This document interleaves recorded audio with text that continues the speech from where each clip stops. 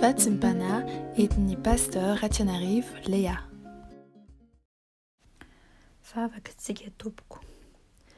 Ry Andriamanitra ray zanaka ry fanahy masina, mideranao sy mankalazanao manome voninahitra ny anaranao zahay, tratra ity maraina ity.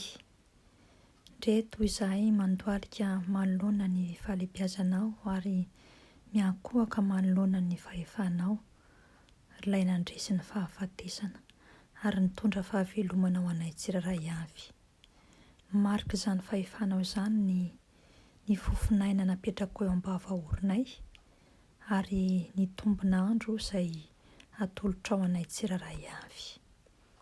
Misaotra mankasitraka, mioby anao zahay satria ianao dia fitiavana.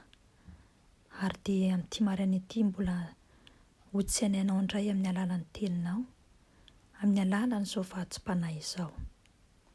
Mangataka anao izay fanahy masonao, midina aty anatin'ny fonay tsiraray avy, hitaridalana anay, handraisanay ny teny sy ny hafatra avy amin'Andriamanitra iray, amin'ny alalan'i Jesosy Kristy Tompo, ilay teny tonga novo teto amin'izao tontolo izao.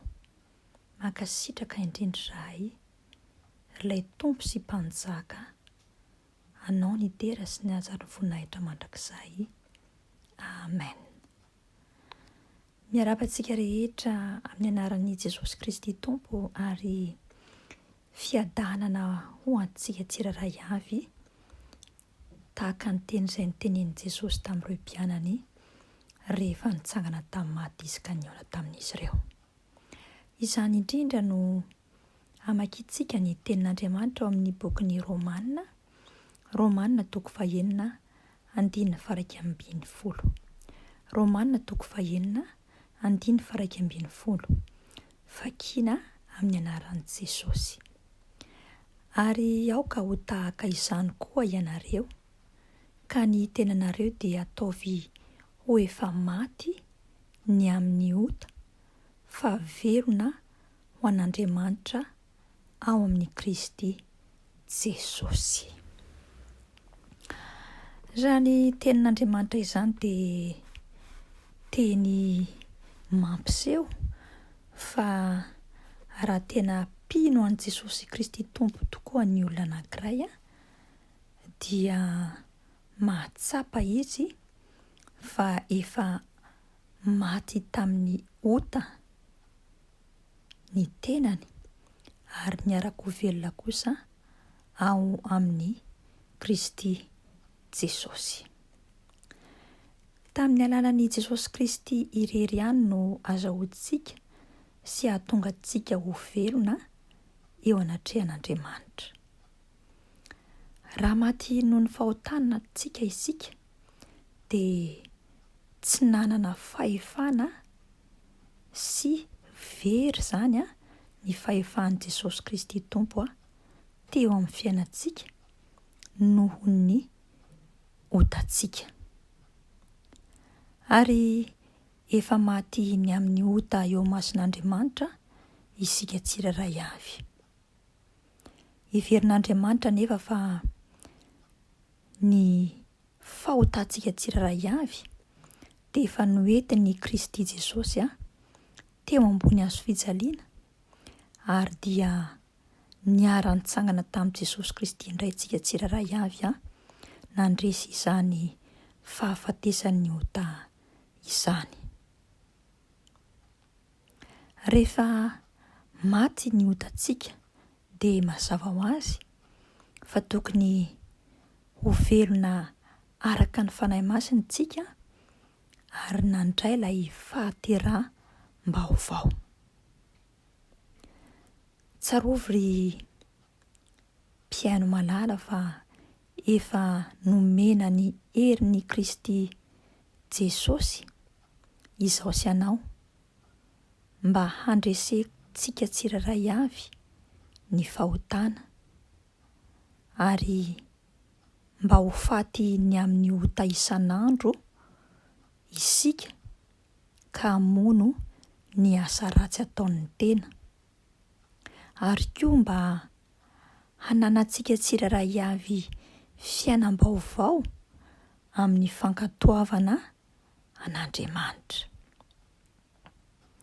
Izay ny antony nanaovana batisa atsika, satria mariky ny fanoloran-tena fa handany ota itsika amin'ny fitarihan'ny fanahy masina, sady nanolo-tena mba handany ota koa ka ho velona ao amin'ny Kristy Jesosy. Fa raha velona ao amin'Andriamanitra kosa isika, velona ao amin'ny Kristy Jesosy izay nandresy ny fahafatesana, niara-nitsangako velona taminy, dia mandray atsika mpitiavana koa Andriamanitra tamin'ny alalan'i Jesosy Kristy Tompo, koa dia maneke mankatoava ny tenin'Andriamanitra itsika eo ambany fitarihan'ny fanahy masina.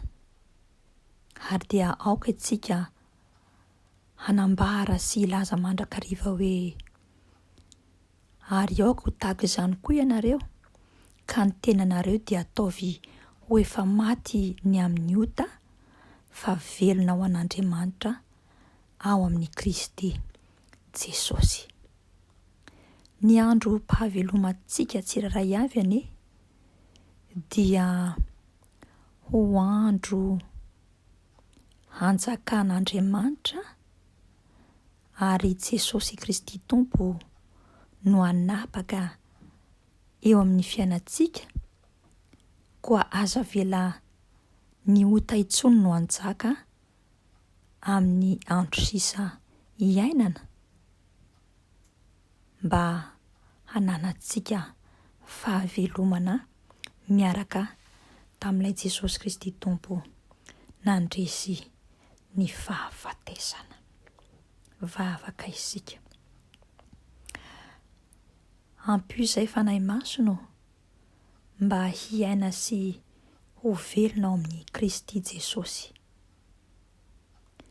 Ampio izay fanahy masino mba handaha sy hanombo ny fahotanay sy ny nofinay mandrakariva eo amin'ny hazo fijalianao. Ianao rery Jesosy Kristy Tompo avy any Nazareta, no ivo sy loharanom-piainanay.